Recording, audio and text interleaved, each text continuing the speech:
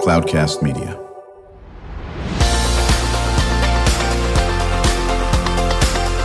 Drew Schlosberg Spotlight on the Community Show, amplifying the voices of social impact organizations, entrepreneurs, local nonprofits, and other community champions who shape the culture, creativity, and connectivity of San Diego. Brought to you by Mission Fed Credit Union, bringing good things to San Diego for over 60 years. Learn more about what is good for you and good for all by visiting www.missionfed.com. I'm Drew Schlosberg of Cloudcast Media. I'm so pleased to have in the studio with us today Kristen Shea. She's a community literacy consultant and reading interventionist. I want to get into what an interventionist does for the Literacy Learning Collaborative. How you doing, Kristen? I'm doing well. How are you, Drew? Well, it's always good to see you. And Kristen and I know each other through the San Diego Council on Literacy. That was formed by my former boss's boss, Mrs. Helen Copley, in 1986, with Brian Bilbray. Brian Bilbray at the time was a city council member in South County, eventually became a congressman. So really appreciate all the cool stuff you do with the Council on Literacy. Joined by my co-host, Kristen Blake. She's a PR and community affairs consultant. So you got any questions you want to just get us started with, Kristen? Well, first I have to say, Kristen, you have a fantastic name. Kristen's with eyes. That's right. When I call Kristen, I'll let you know which Kristen I'm talking to. So to kick us off, Kristen, can you share with us the mission of your organization and your work? Sure. Yeah, let me give you a little bit of background first. I was a teacher here in San Diego. I worked for the juvenile court and community schools. So I taught at like Monarch School, Polinsky, YWCA, domestic violence shelter. And then I taught abroad as well. I taught English language abroad and elementary school abroad, came back to San Diego, got a job with the Children's Initiative, which Drew, I know that you're a fan of the Children's Initiative. I am a fan of worked with them in the past. And I was able to run a tutoring reading program in multiple schools across different districts. And it took place in expanded learning after school. It served first, second, and third graders who were struggling readers. And I thought I was like the perfect person to run this program because I had been a teacher. And as I was implementing the program, I realized that a lot of the kids were not progressing like I thought they should be. We were following a nationally recognized model, that we had implemented here in San Diego. And the kids were just continuing to struggle. The tutors were asking me questions. I didn't have the answers. I thought, how come I'm not prepared for this? I'm a veteran teacher. How do I not know the answers to these questions? The kids were like memorizing the books, guessing. And they just weren't progressing like we thought that they should be. So I did a deep dive into reading science and learned as much as I could, went back to school, got my master's in reading education, and changed the program around. And so I took what I learned from the reading science world and implemented it into the program. And then we saw great reading gains with these kids. After I left that job, I saw this need through my work with the Council on Literacy to help the 35 affiliated programs also shift their practices. So they were hearing about how schools were shifting to the science of reading, but they didn't really know what it was. And here they are helping kids in after-school programs, or maybe they're pushing into the school day, or they're helping teens in like community-based programs, or even adult learners. And so I saw a need there, so I created the the business to help these nonprofits learn evidence-based strategies for reading. Well, the reason why I love what you're doing, Kristen, and anything that's the Council on Literacy, we all know this. I wish more people would appreciate it. Reading is the lifeblood of in this world, everything. And especially as we get so much more complicated with communication methods, what quadruples every nanosecond, basically, because I'm 100,000 years old. It wasn't the case back in the day. There was no internet. There wasn't this aspect of it. So it was reading a newspaper. It was how we communicated and so forth, and being a sports guy and all that business. But now, if you can't read the gap between what you want to do and where you are now, just grows exponentially, does it not? Yeah, you're spot on. And let's talk about that gap for a second. The last NAEP scores revealed that 69% of our nation's fourth graders are not reading proficiently. And if you even look at like the lowest tier of the test, the lowest basic level, 40% of our nation's fourth graders are not reading at the lowest level of reading. So there really is a reading crisis, and it's not something that people are necessarily tuned into because I think it's somewhat invisible unless it affects you, a child member, a family member, someone, or maybe you're an educator and you're more aware of it. But I think the average community member might not know about our literacy crisis. And it's totally solvable. We know how to teach kids how to read. And luckily, there's a shift taking place right now. And do you think that's going to happen? I am very optimistic, Drew. and seriously, when we've talked about this, quite a bit, and that's why I love with the work that you do, the passion you bring to it, and our good friend Jose Cruz, the longtime CEO of the Council on Literacy. I was, I'm not sure if you even knew this, a zillion years ago, I was president of the Greater San Diego Reading Association. And so I've always been passionate about this, and I was fortunate enough to work for the newspaper for many years. I started as a sports writer, then I went to the dark side. I went to the business side of the newspaper. But the bottom line is, you can't read, ball game over, especially in the 21st century. And I think one of the challenges is, Jose and I would talk about this. How long have you been in San Diego, Kristen? I'm not going to tell you how old I am, but my entire life. Okay, so 35 years. Anyway, so, the bottom line is we would do the Union Tribune Dr. Seuss Race for Literacy. It was our signature event, right, that the UT was involved in, of course. And, we would raise funds and all this. And people would love to come because Dr. Seuss was out there and the Cat in the Hat and all that business running down 163. But the thing that, that we talked about quite a bit, Jose and I and all the folks, was, people don't look at reading as being, or the crisis as a dread disease, as they look at juvenile diabetes, which certainly is horrible, or any of the things that happen. But I said, listen, you can't read, and especially in the 21st century, that is not going to turn out well for you. Right. How do we get more people to understand how critical this is? Well, the San Diego Council on Literacy actually is working with local literacy advocates to roll out this campaign for evidence-based reading instruction. So it's really about educating our entire community so that they can better understand this crisis and better understand the solutions for the crisis. I really feel like everybody, regardless of your role in the community, can be a part of the solution. Mm-hmm. Without question, we're chatting with Kristen Shea. She's a community literacy consultant and reading interventionist. I'm going to ask you that term in a second over here for the Literacy Learning Collaborative. I'm Drew Schlosberg of Cloudcast Media, listening to another edition of Drew Schlosberg Spotlight on the Community Show. We are the nation's longest running community podcast. We're in our 19th year. Brought to you by Mission Fed Credit Union. 6 decades of doing great things for folks in San Diego County, whether it's food insecurity, whether it's literacy, whether it's homeless. They're doing a great job. Joined by my co-host, Kristen Blake, a PR community affairs consultant. Obviously, Kristen Blake versus Kristen Shea, but Kristen Blake, how important reading to you, to where you got in your career? Oh, reading was critical to me. I remember being in 2nd grade and reading Nancy Drew books and my teacher saying this is like 5th grade level writing. And I mean, even just to navigate the world, being able to understand signs and, safety instructions, right. Something as simple as that, which I think folks can take for granted that their kids can do that. Yeah, so what does an interventionist do? I mean, just like it says, you're out there intervening with the kids, you're intervening with the parents, you're intervening with the teachers, intervening with the world. So for my job, part of my time is spent with literacy programs. Right. We're working in the community. I do tutor trainings for them and help them align their programming with evidence-based practices.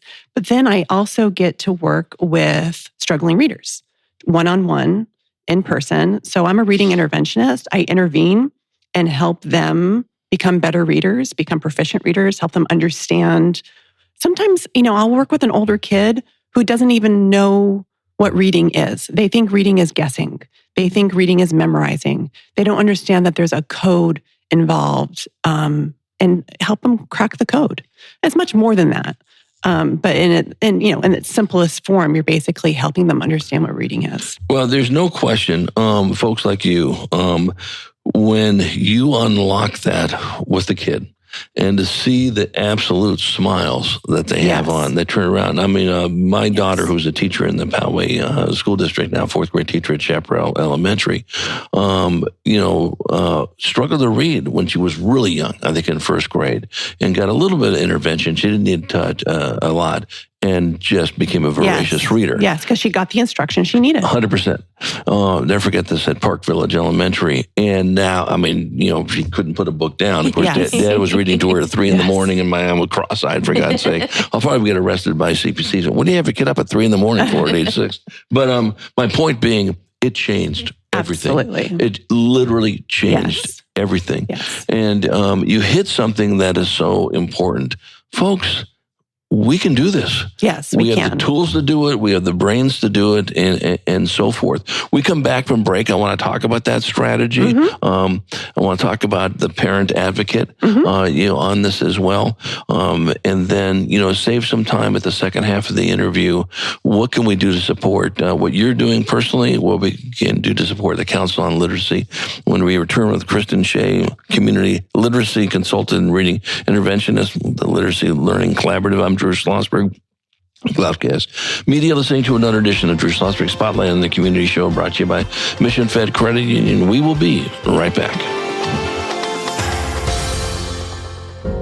When you do your banking with Mission Fed, you get great rates on auto and home loans. That's good for you, but something good also happens for a lot of other people. We're not for profit, so we put money back into the community to help lots of great nonprofits to keep San Diego strong. So you're not just getting something good, you're doing something good. Come to Mission Fed.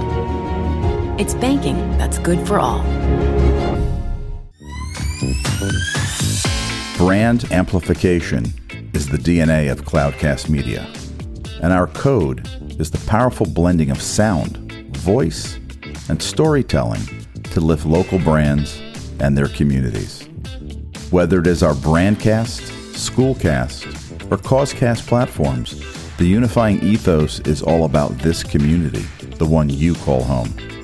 If you dare to dream and want to explore the brand amplification of Cloudcast, a national leader in local podcasting and other Winfluence strategies, please visit us at cloudcast.us.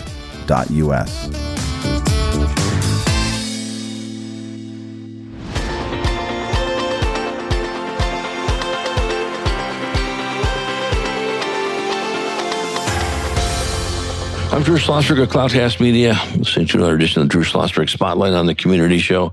We're the nation's longest running community podcast in our 19th year, brought to you by the fine folks of Mission Fed Credit Union, 6 decades of doing great things in San Diego County. In the studio with us, I'm going to call you my colleague because we work for the Council on Literacy. Yes. Kristen Shea, community literacy consultant and reading interventionist for Literacy Learning Collaborative, joined by my co-host, Kristen Blake. A lot of Kristens in the studio today, right? Exactly. PR community affairs consultant, Kristen Blake. Kristen, you shared that how important evidence-based reading strategies are, and that really whatever part of the community you're in, you have a role to play in helping advocate for, reading. Can you share a little bit with us about the importance of parent advocacy?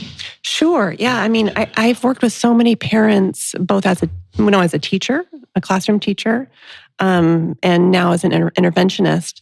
Parents who are so worried about their kids, they notice maybe first grade, second grade, third grade, sometimes later, that their child is struggling, but they don't really know how to navigate the educational system to get that support for their child.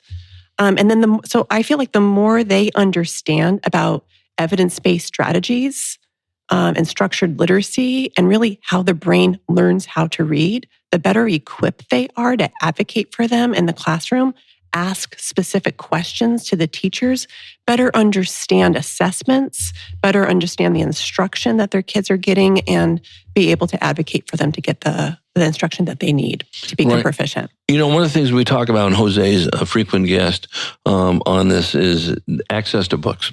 And we know how important that is. Many, many years ago, I was really fortunate to be involved with San Diego Reads. It was a program that brought in books to San Diego, unified.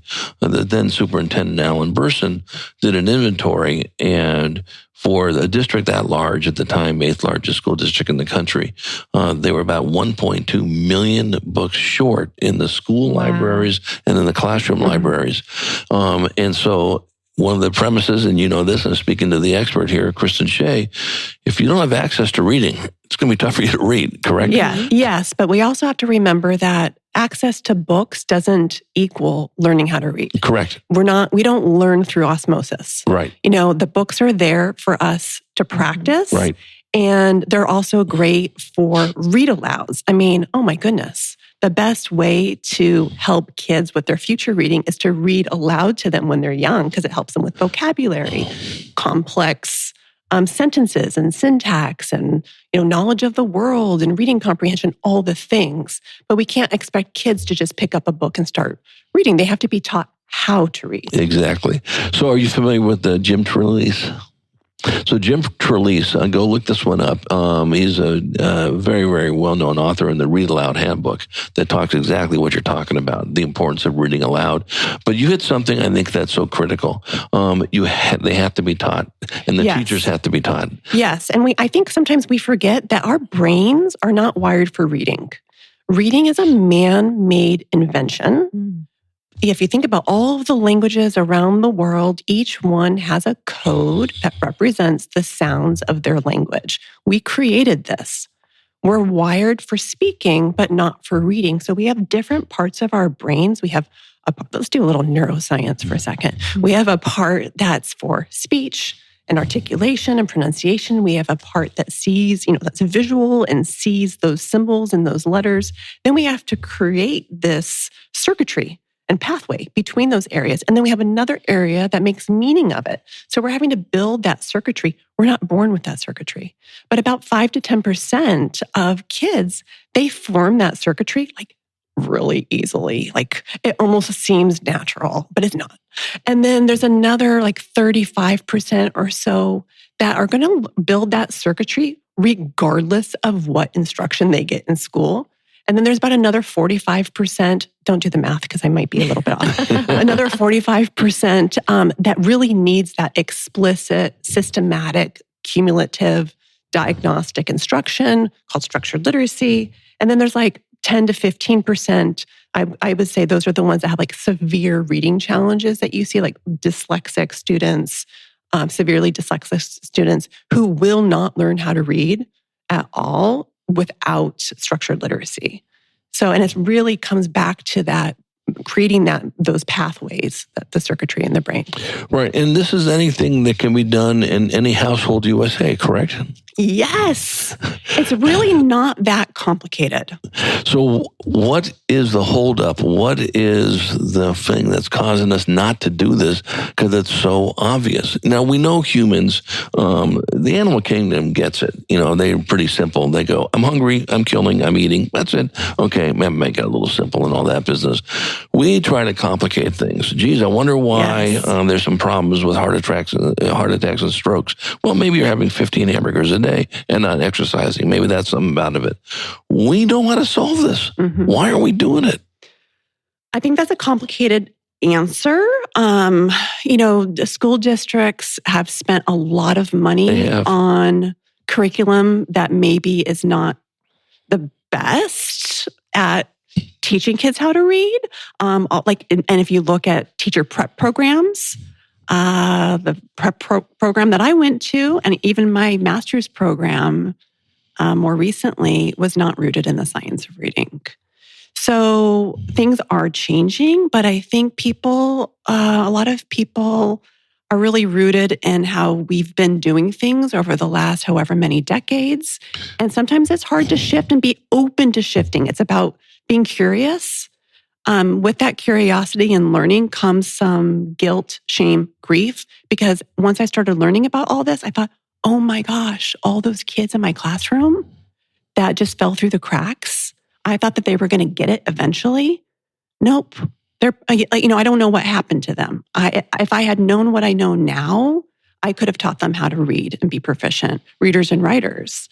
So I feel like when we know better, we do better. And we're in that right now. We're learning to do better now. Right, exactly. We're chatting with Kristen Shea, community literacy and consultant and reading interventionist for the Literacy Learning Collaborative. I'm Drew Schlosberg of Cloudcast Media, listening to another edition of Drew Schlosberg's Spotlight on the Community Show. We're in our 19th year, longest running community podcast in the nation, joined by or sponsored by Mission Fed Credit Union, 6 decades of doing great things in our community, joined by my co-host, Kristen Blake, PR and Community Affairs consultant. The reason why I get so hyper about these things, especially reading, I'm a little passionate about reading, to say the least, as you know that, Kristen, is we can do this. Yes. Okay, we can do it. And what I love about your laser beamed on, it's in your DNA, is evidence based. This isn't where you got the Ouija board out and see if it works, right? In this aspect of it, it does work. Talk about the science of reading, because I know the Council on Literacy is all behind that, are they not? Yes, they are. Thankfully. So the science of reading is this huge body of research that has been built over many decades across many languages around the world, and also different content areas. You have neuroscience, you have education, linguistics that show how we learn to read. And it's not just about phonics, which I mentioned earlier. It's about oral language skills, phonological and phonemic awareness, how we build vocabulary, comprehension, fluency, writing, handwriting, how that's all connected, learning new languages. It's all connected. And so there's just a lot of evidence there, but there's been a disconnect, I think, between the research world and the education world that's finally starting to connect. So, I work with the schools through Classroom of the Future Foundation, all 43 school districts, of course, and we focus on college and career awareness and development and all that. And there'll be none of that if you can't read, to say the least on this. So what would it get if you were to wave the magic wand? We love to have the magic wand on our Spotlight show. Kristen Shea is in charge of the magic wand. Effective tomorrow, what happens? Effective tomorrow, all classroom teachers, superintendents, curriculum purchasers for districts, parents, everybody understands collectively and collaboratively how we learn to read so that no kid gets to first grade as a struggling reader. No kid gets to 5th grade with these coping strategies of guessing and memorizing. No teenager is trying to hide in school and get through, without anybody knowing their secret that they can't read. No adult is struggling with being illiterate. Okay, so I want you to remember that at 10:25 on Friday, August the 15th, Kristen Shea had the magic wand, and that effective immediately, or maybe we'll wait a few minutes, every first grader is coming in ready to read, knows how to read, has been taught. The teachers actually understand the importance. Blending those sounds, blending those letters, understanding how to blend our symbols into words. So that's a great vision. And so when you write your next book, or maybe your first book, or whatever books you've written, that should be in your preface right there. This is my goal. This is going to happen in my lifetime, and so forth. And you heard it first on the Spotlight show and that aspect of it. Kristen, one of the things that I love talking about at the Council on Literacy is when we have adult learners who've gone through the services, and we had one on recently with Jose, and she was recognized at your annual event, and just an unbelievable person. And for our audience there, if you have a chance to go look at that episode, I can't remember what offhand, but you can go through our archives. And here was a person that couldn't read and faked it through adulthood. Her first husband didn't know she couldn't read. Okay, because these guys are experts in masking how they can get through life without it. Yes. And said, enough of this. The stress that it was causing her, and this, I'm going to learn how to read. She went to the Council on Literacy and then learned how to read. Imagine that. And, Jose and I would do this activity all the time, and when we talk to groups and say, not a little different from the magic wand thing I just did with you, Kristen, but close your eyes, and when you open your eyes, you cannot read. Think about that. You now can't read. Mm-hmm. Well, guess what? There's a lot of people. That you just open. You can't imagine it because you can read. Right. My longtime college roommate is sitting in and listening to this interview. She's got 2 young twin grandkids and all that business.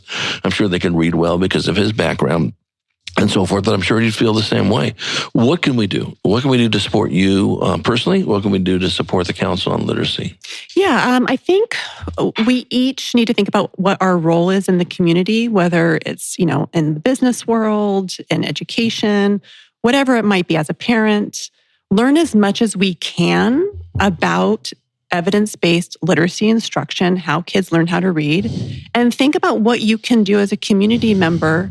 Think outside the box. Like if you're a part of a faith-based organization, create maybe a reading club for kids. Help them with their fluency, decoding, vocabulary, comprehension. If you're a business owner, think about how maybe you could have maybe a free little library for books. And there's so many things. And if anyone wants to brainstorm, feel free to reach out to me. Well, that's funny. So do me a favor. Would love to have you come back in sooner than later. Can you bring in someone you've worked with? Sure. Whether it's a parent with a kid, and this is what we've done, and here's how it's changed that person's life. Can you make that happen? I'd be happy to. Okay, we're going to make that happen. Kristen Shea, good seeing you. Thank you for the great work you're doing with the Council on Literacy. You're a treasure to our community. She is the Community Literacy and Consultant and Reading Interventionist for Literacy Learning Collaborative. I'm Drew Schlosberg, and you've been listening to another edition of Drew Schlosberg Spotlight on the Community Show, nation's longest running community podcast in our 19th year. Brought to you by the fine folks at Mission Fed Credit Union. 6 decades of doing great things for people living in San Diego County. And Kristen Blake, thank you again for being my co-host. And to our listeners, we hope you enjoyed the interview.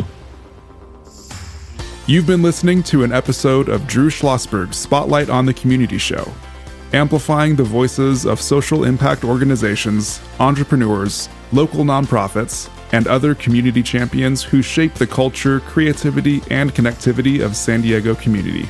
Brought to you by Mission Fed Credit Union, bringing good things to San Diego for over 60 years.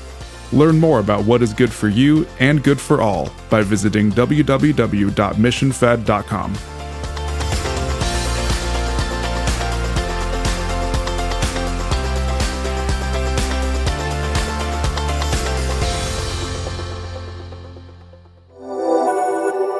Cloudcast Media.